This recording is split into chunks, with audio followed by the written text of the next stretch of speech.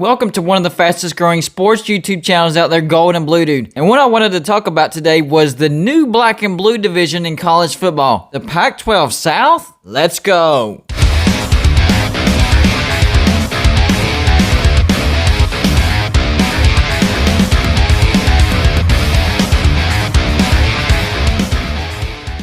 Hey, what's going on, everybody? It's me again, Gold and Blue Dude. If you haven't already, go ahead and hit that like and subscribe button. I do college football videos every single day. That's what I do. While you're here, go check out my good friends at tristatewithsketch.com. All you have to do is send them the picture, and they'll sketch it on the wood. They have great things like this,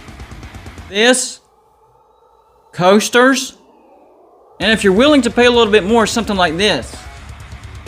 Mention Go to Blue Dude and you'll get 20% off. Don't forget about my score prediction contest. Every week, somebody will win at least $20. I'm trying to get it up to $50, but I need more people to join my Patreon page. All you have to do is go over to my Patreon page, join my Patreon page, and you'll be eligible to win at least $20 a week. If I can get enough Patreon members, I'm going to bump that up to $50. If you join the $4.99 a month, that gives you one prediction guess per week. If you join the $9.99, that gives you 2 prediction guesses a week. And if you buy the $19.99, that gives you 4 score predictions per week. You can win as many times as you want. So you can win a lot of money throughout the college football season. And today we're talking about possibly the new black and blue division in all of college football. The best division, the Pac-12 South. Yeah, it definitely could be this year. And it's because of 4 teams: USC, Utah, Arizona State, and UCLA. This could be the strongest division in all of college football. I know I'm going to get a lot of blowback on that one. Bring it on. Well, right off the bat, 3 of them are ranked. USC's number 15, Utah's number 24, Arizona State's number 25, UCLA not ranked, but if they beat number 16 LSU at home this weekend, which I think they can, they will be ranked as well. Another thing that makes this division very, very interesting are the quarterbacks of these teams. USC has Keaton Slovis, a really good quarterback, possible dark horse Heisman contender. Utah has the transfer from Baylor, Charlie Brewer, set all kinds of records over there in Baylor, and is looking really good for Utah so far. Arizona State has the phenom Jaden Daniels. He's also a Heisman contender. And UCLA has a quarterback that they call DTR. His name is Dorian Thompson-Robinson, and he looked really good against a bad Hawaii team. Yes, they were bad, but still, UCLA looked really good. Let's look at each of these teams' schedule first. Here's USC. First, they get San Jose State at home, Stanford at home, at Washington State, Oregon State at home, at Colorado. Here's where it gets interesting. They get number 24 Utah at home, then a bye week, then at number 9 Notre Dame, Arizona at home, at number 25 Arizona State,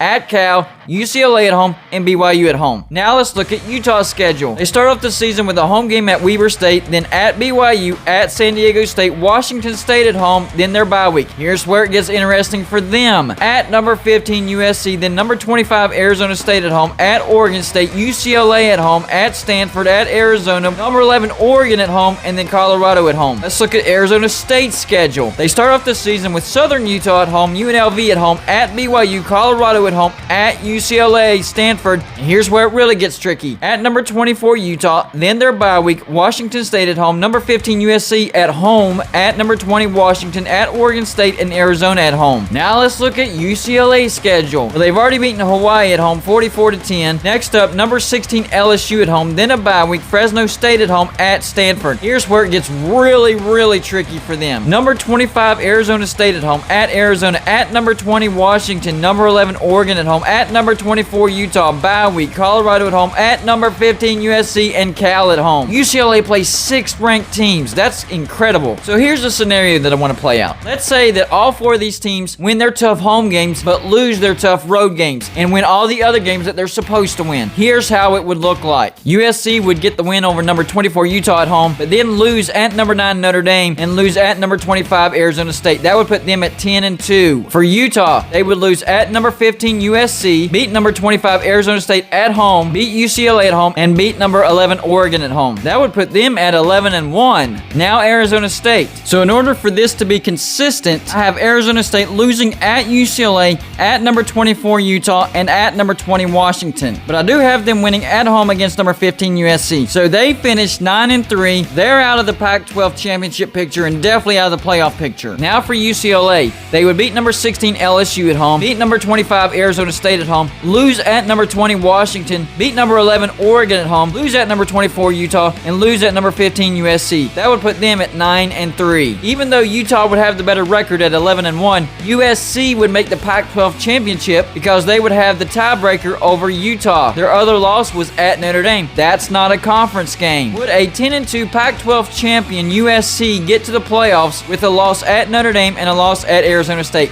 I don't think so. Would a non-champion Utah at 11-1 who lost at number 15 USC get in? I don't think so. So really, it might be up to the Pac-12 North as to whether the Pac-12 gets in the playoffs or not, because the Pac-12 South is the new black and blue division of college football. This is going to be crazy. Now, I don't expect this exact scenario to play out, but it's going to be the wild, wild west this year. 4 legitimate teams in the Pac-12 South that are just going to beat up on each other. That's all I got for you for this show. Like and subscribe if you haven't already, and I'll see you on my next show.